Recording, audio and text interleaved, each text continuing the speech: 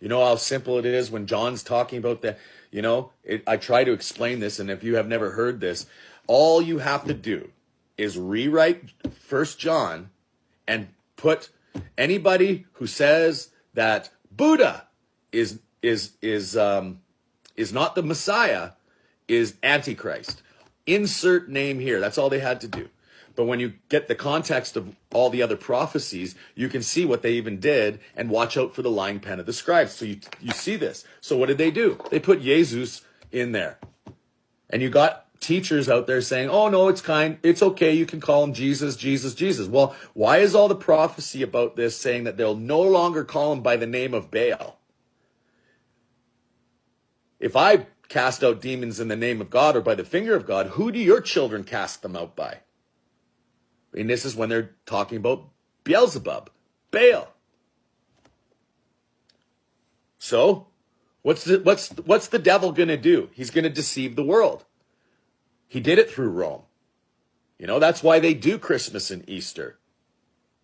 That's why they do all those pagan feasts, and then they whitewash it, and then they call evil good and good evil. They call us who keep the covenants evil, because they don't understand that those of you who do these feasts, these pagan feasts, first of all, you're empowering demons. That's why abortion is going insane right now. There's something wrong with the world today. Yeah, the church is apostate.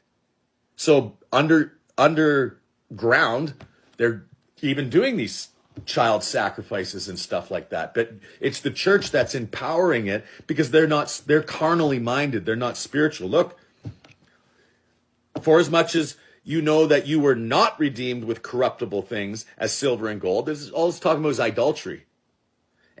In your vain conversations received by the traditions of your fathers, but with the precious blood of Messiah, as a lamb without blemish and without spot, who verily was foreordained before the foundations of the world, was manifest in these last times for you. The last times. He's feeding the sheep, feeding the lambs.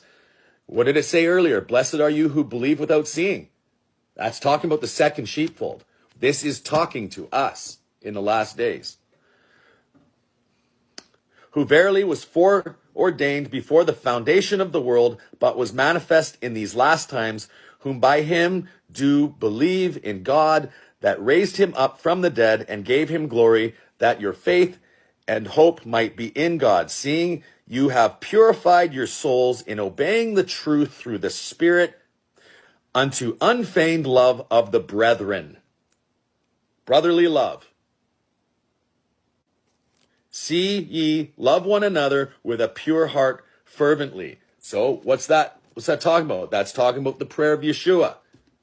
That they love one another and the world sees it. So they got to all be on the same page. And they got to be absolute nobodies. And they have to be hated by everybody. Being born again, not of corruptible seed, but of incorruptible by the word of God, which liveth and abideth forever. So why is the world going to hate you? Because you're set apart. And then they're going to call you all kinds of names like a narcissist and arrogant and so on and so forth. Meanwhile, you're trying to save their lives, but they won't hear, so they're going to hate you. Because it's a threat to them.